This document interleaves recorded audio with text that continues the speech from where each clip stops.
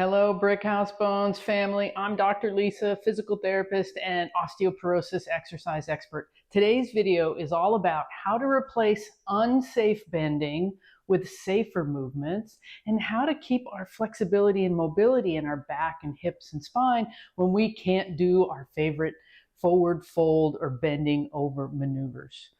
So this is a very big issue that's come up in my Facebook group, Brick House Bones, private Facebook group. If you're not already a member, join us there, please, where we share lots more information. So everyone is concerned when you have osteoporosis because we no longer want you bending forward like so. So how do you bend if you can't do that? Well, number one is we have to use our hips, and we need good hip mobility to do that. And so we teach the hip hinge maneuver where the spine gets to stay straight. Now, straight doesn't mean up and down. It can angle forward. It's not curling forward. That is the big difference. Everybody thinks straight means up and down. It doesn't. We can angle forward with a straight spine by bending at the hip joint and coming back up. Now, this is a hip hinge maneuver. It's also a hip hinge is also a deadlift if we were to add weight. So deadlifts are nothing to be afraid of. It's something we need to train. But just doing this hip hinge is the first step in bending correctly. If we need to pick something up, we want to hinge at the hip instead of curling our spine and bending over. Now, number two is if we need to get closer to the floor, we need to be able to get down on one knee. If you're weeding, petting the dog, you need to be able to get in this position or even both knees down to do what you need to do. It's a much safer position for your back than what you and I both know we see people do all the time, which is just bend over and pull the weeds. Now let's put it in context first. Why is bending bad? Well, we think about micro trauma to the vertebra with our body weight bending can increase our risk for fracture. But let's put the context here. We know that fractures occur way more often because of falls. So just note that. We don't get a lot of fractures because people are bending wrong, but we do get fractures because of falls. But when people are bending wrong, it's often that they have a load, a weight. This is a lightweight, but imagine a heavy weight, and we're bending incorrectly and we're twisting, or we're trying to twist and pull from an unsafe position. And that's where we see people more vulnerable for fracture or sustaining a fracture if they have osteoporosis. So keep those things in mind as we think about this. Bending is not the worst thing that you can do, but if you can move in smarter ways, then do it. Now, if you used to love a forward fold as a nice way to stretch your back, here's a couple of ways that we can still do some stretching in the back body and replace that's in a safer manner.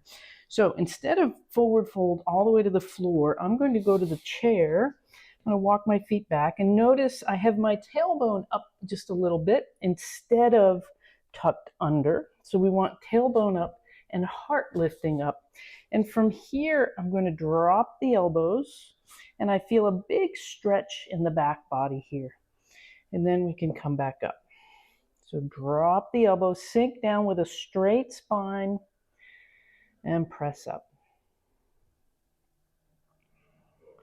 And press up. So this is a great way to get some stretch back here. We just have to be mindful of the position of our spine being nice and long with the tailbone up just slightly. It doesn't have to be extreme, and we can get that back body stretch. Now, in this position, you can tread the feet a little bit. So you can have your elbows down or you can have your arms straight. So as I tread back here, I get a little more stretch on the right side. As I tread back here, I get a little more stretch on the left side. So you can play with this to kind of get a little bit of movement and space in the back, but your back is in a nice supported position here. So it's much safer than all your body weight folding forward. So there's one option. And now we're going to come down to the mats. and do an extended child's pose. And because we're taking the spine from upright and taking it horizontal, there's less pressure on the vertebral bodies. So it's a safer position to have a little bit of spinal flexion versus standing and bending over, where all of our body weight gets curled into that compression. So from this position, I'm going to go a little wider with my knees and bringing my feet together. Hands are going to reach forward as my tailbone reaches back. So it really gets a lot of length through the back. It gets a nice stretch through the lats and the shoulders. And you can roll the hips a little bit side to side. Just really gently rolling those hips side to side, and that feels really, really good on each side of the low back. So if things are feeling tight there, this is a great way to get at it in a more safe manner. Good. And then we float forward. You can take a little break and then push back. I would do 3 or 4 of those just to create some space and some length in the low back. Just being kind of gentle and curious, mindful about how that feels in your body. If your shoulders don't like it, it's okay to bring those back and down.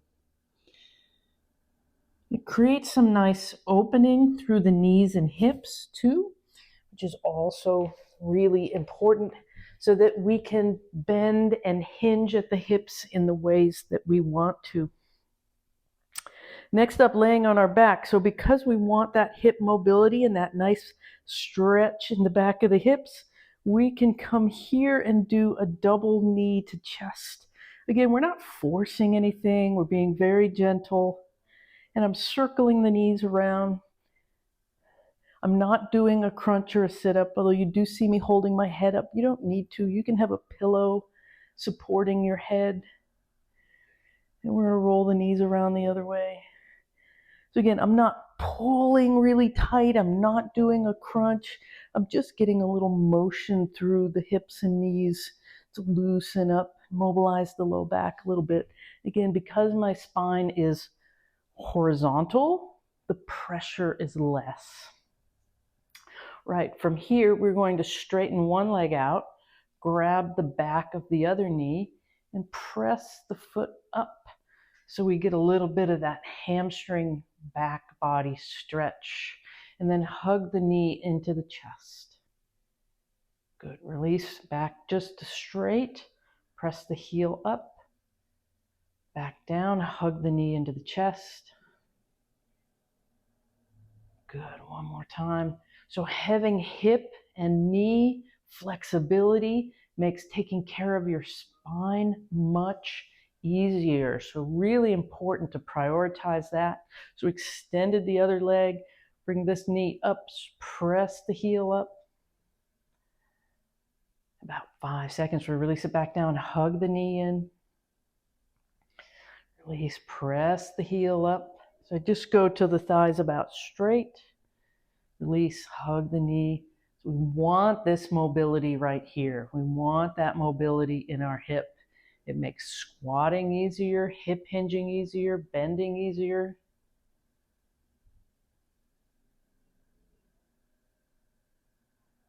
Good, excellent. All right, so those were some options on how to replace bending over and move in ways that are safer for your back, and some context about why that is really important and how we protect our spines moving forward if we know that we have low bone mass or osteoporosis.